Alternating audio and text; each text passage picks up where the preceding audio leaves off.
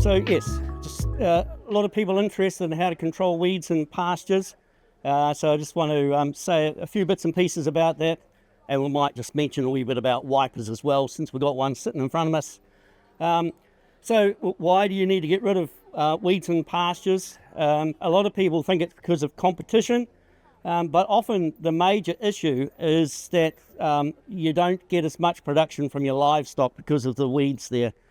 So basically the livestock will try to avoid the weeds if they're prickly weeds or poisonous weeds, and therefore the grass and the clover growing around them don't get eaten. And so it's been shown that it's that reduced utilisation of the pasture that is the major problem. Though of course you also have things like milk taint for certain weeds with dairy cows, and also problems with vegetation getting in wool and poisoning. Some weeds can poison animals as well. One of the other major problems that a lot of people don't realise is that when you're trying to get rid of the weeds, you're applying herbicides often to the pasture, and as a result of that, you're often damaging the clover. And the clover is so important for your animal production. And so if you're knocking your clover back, even if you're just suppressing it for a few months, you're getting a lot less production from your animals. And so, for example, if you put MCPA on and you knock your clovers back, it's been shown that's equivalent to the loss in production of having about 1.7 thistles per square metre, just that damage to your clovers. And a lot of people think, oh, well, the clovers will come back, but it's the loss in production while they're coming back that's the issue. And there are some herbicides that totally kill the clovers. And some of the work we've done at MAgrSc has shown that once you kill the clovers, even if it's only with spot spraying, it's very difficult for the clovers to get re-established because the grass competes it out. So that's something that needs to be kept in mind. So that's why we've done a lot of work with weed wipers over the years, because you're not putting herbicide all over the pasture. All you're doing is putting herbicide on the weeds, which is where you want the herbicide, not over all your clovers and your grasses. Though of course they don't take out all weeds in pastures, they only take out the tall weeds, but a lot of the weeds that are causing problems are quite tall. So you have things like the Scotch thistle that we've got, just happen to have growing there, Californian thistle, and all the various other thistle species, and then rushes, various tussocks, even giant buttercup can grow tall enough that you can take that out. But it's all about getting height differential. So what you need to do, if you're using a wiper, you're using herbicides that are very damaging to pasture, and so it's a matter of not getting it on the pasture.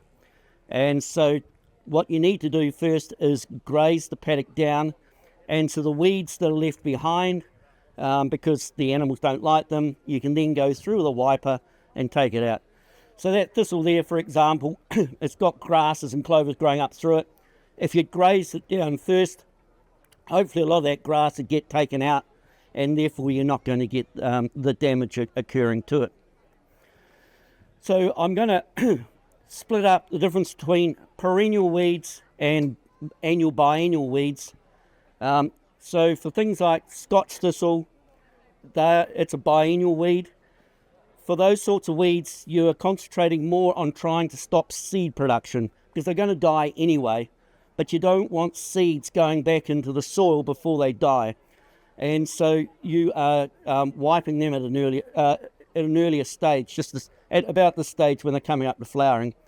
As opposed to things like Californian thistle and other perennial weeds, generally what you want there is to get the herbicide down into the root system.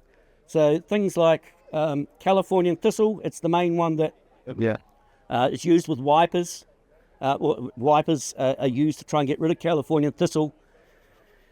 You need to get good flow of herbicide down into the root system to get a good kill of the roots. The best way to do that, we've found with research, both at MAgrSc and lots of other places, is to apply the herbicide after flowering. And you might think, well, that's a dumb time because all the seeds are going to go into the soil.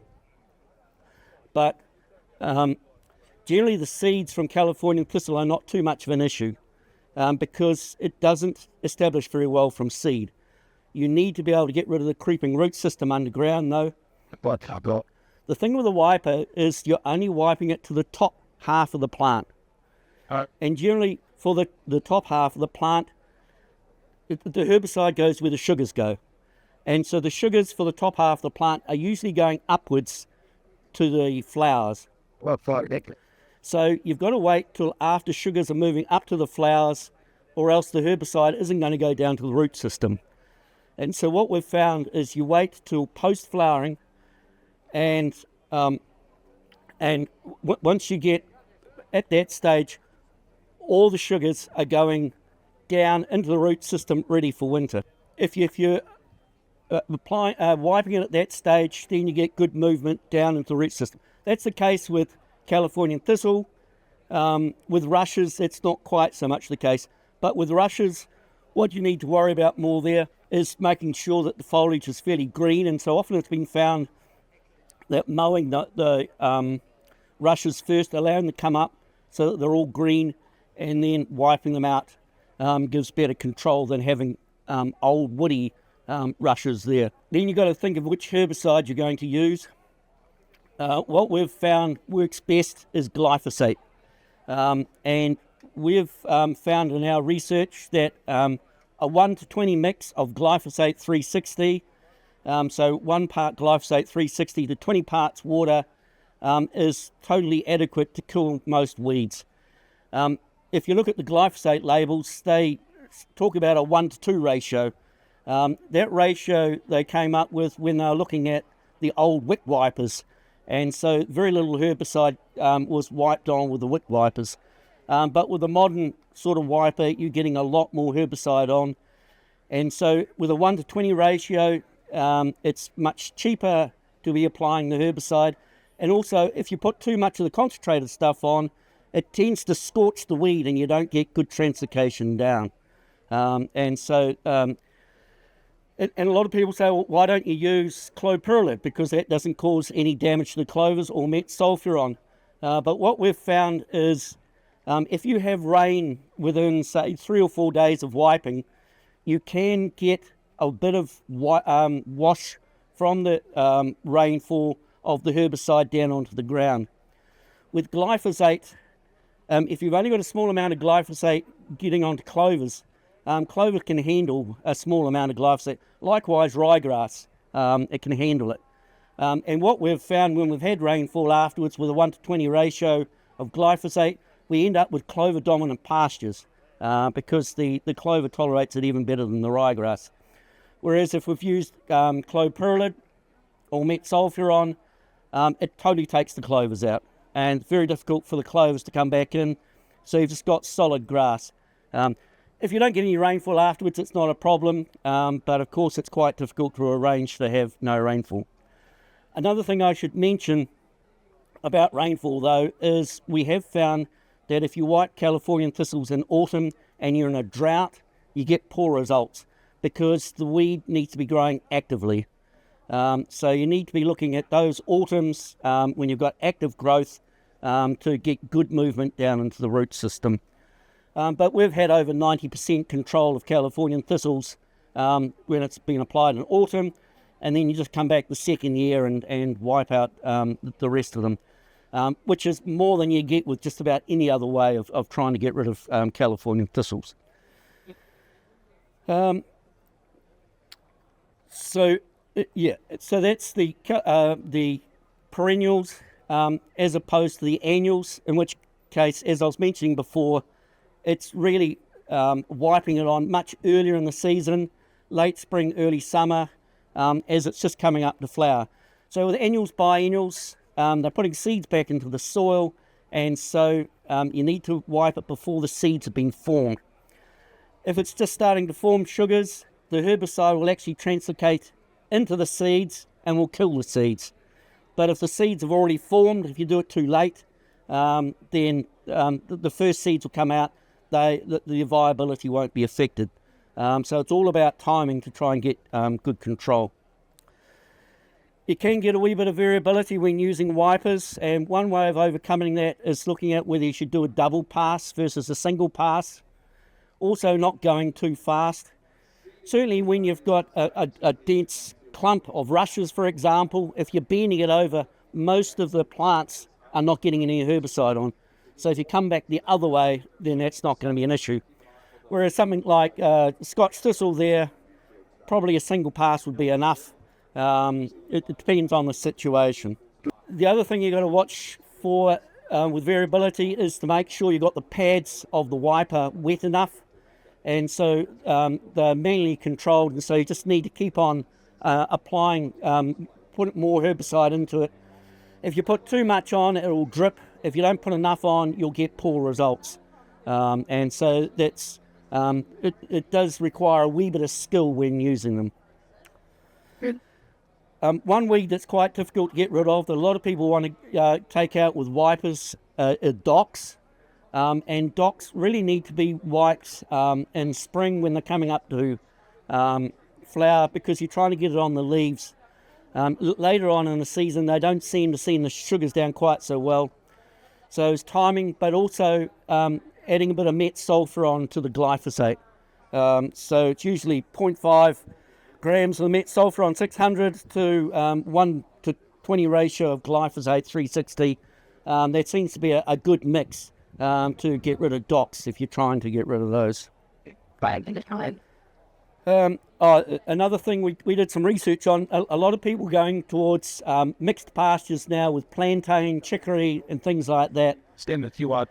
And it's very difficult to graze out the plantain seed heads. And so we were worried that if you're going in autumn, you've got all these plantain seed heads, is it going to kill the plantain off? We found that with a 1 to 20 mix of glyphosate, it was safe for the plantain. With that, also chloropyrrole was safe. If you got too concentrated with the glyphosate, I think we did a 1 to 5 mix, that would damage the plantain. But if you're going to go to all the trouble of having plantain in your mix, you don't want it being killed off by the wipers.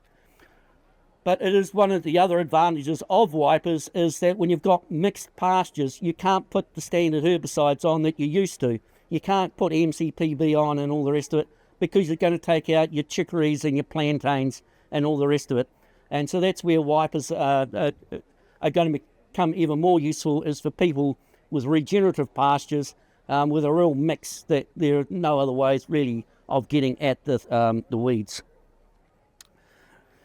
So it's enough about wipers, so I'll just finish off talking about a few other overall concepts about weed control in pastures. The main thing is to try and keep your pastures as dense as possible, because once you get rid of perennial weeds or annual weeds, they've got to come back again from seed. And basically they will only get established if you've got a very open pasture, and that usually happens in autumn after drought stress. You've got an open pasture and they come through. So often there's not much you can do about drought stress, but things like pugging you can do something about. So making sure you don't go pugging your pastures in winter.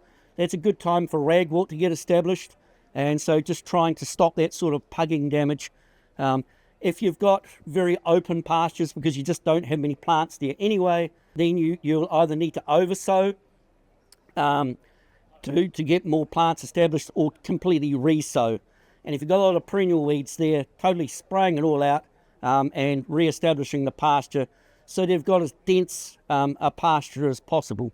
But the other thing is, for when you do have drought damage, it means all the weeds are going to get established at the same time. So usually it's at the end of autumn, when you've got the autumn rains. That's when all your thistles get established. So if you are going to spray weeds out, you should be using a herbicide that is as least damaging to the clovers as possible.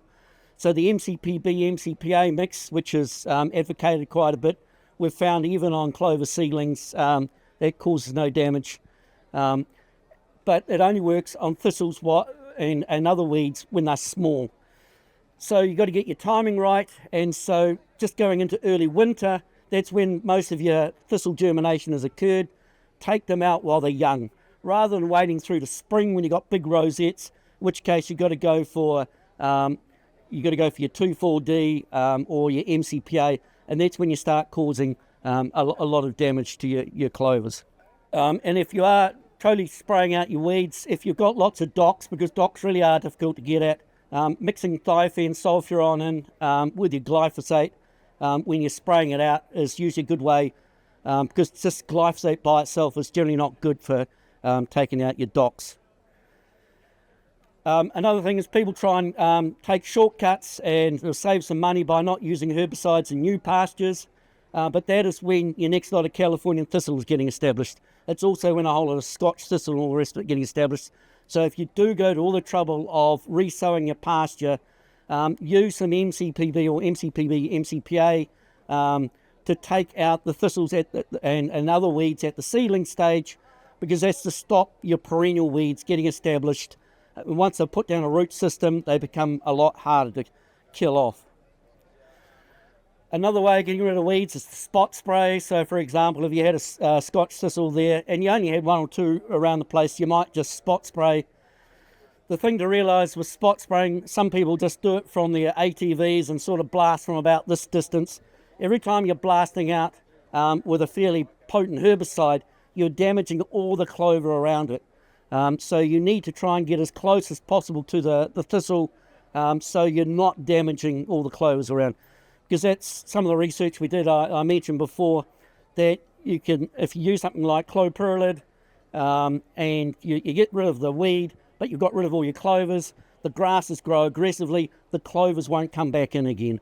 And so for every spot you got like that, you're getting less animal production because you have less clovers growing. So I have a website. The Massey Weeds website. A lot of you may be familiar with it. There is a link to it from the Redback site that's going to be set up after this talk. But if you just Google up Massey Weeds, you'll probably find it. So for most pasture weeds, I've got information on how to control it. But the other thing is you need to make sure you've identified your weed correctly as well, especially if it's a new weed species. In which case, there are some books around that you can use for identifying weeds. The best one, I could never remember the name, Illustrated Guide to Common Weeds in Colour, 3rd edition, is out of print at the moment, and hopefully it's going to come back within the next 6 months or so. But otherwise, you can look at websites such as my site, or if you are professional and involved with weed control quite a bit, you might like to get an app on your phone. So there's an app known as Picture This, and I've used it a lot. So you just go up to a weed, you take a picture of it, and it identifies what it is. And so that's quite a useful app. But it's the thing about apps that are good, you have to pay a bit of money for it. So that's about $40 a year for that app, but I can recommend it because it does a really good job.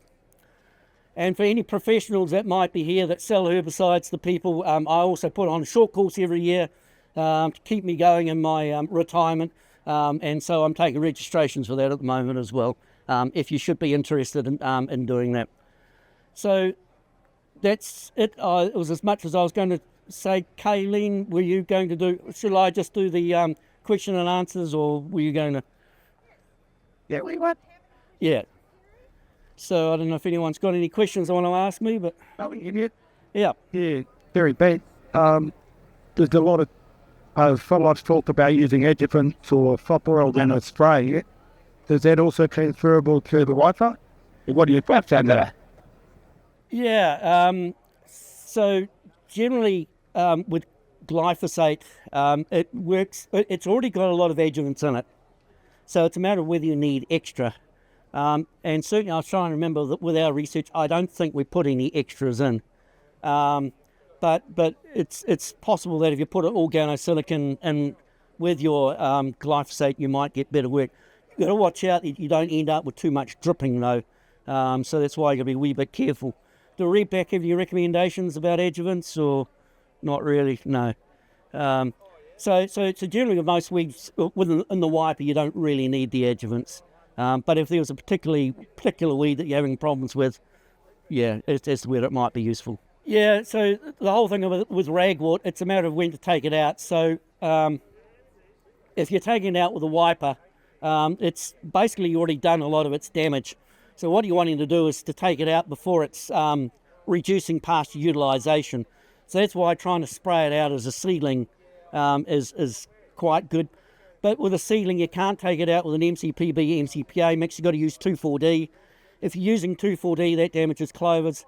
So that's why you want to try and get the timing right so that they're only very small plants, and therefore you can use a low rate of 2,4-D so that you don't damage your clovers. But if you don't get on top of them and they come up to flowering stage, then it's a matter of trying to take them out at about that sort of flowering stage where it's just about to open up, all the yellow flowers are starting to come through, and to kill it before it starts forming any seeds. Because it's a biennial, what you're wanting to do, once again, is to break that cycle of seeds going back in the soil and the next lot coming up. So the number of strategies for trying to get on top of your ragwort. Oh, that's it. It's still with it. What I want to say about the bruise bar, Yeah, no, so one of the things about the redback is it's got a bruise bar on the front. So what the bruise bar does is it's scraping the cuticle on the plants. So on the outside of a plant, you've always got a waxy cuticle. It's to try and stop the plant losing water, but it also means it's harder for herbicide to get in. So although there are adjuvants mixed in with glyphosate, as I was mentioning before, you can also help out by scraping the cuticle with the front bar of the redback, and so it makes it easier for the herbicide to get through that waxy cuticle and into the plants. Yeah, buttercup. So there are a number of different species of buttercup. So there's the giant buttercup, creeping buttercup, hairy buttercup. Those are probably the three main ones. Most of them don't have enough of a height differential to be able to use a wiper on. But with giant buttercup, you do have that height differential. In Britain, it's known as tall buttercup, so it does get up quite tall when it's coming through the flower. And so that is one that you could use the wiper on. But once again, you've got to try and graze the pasture down.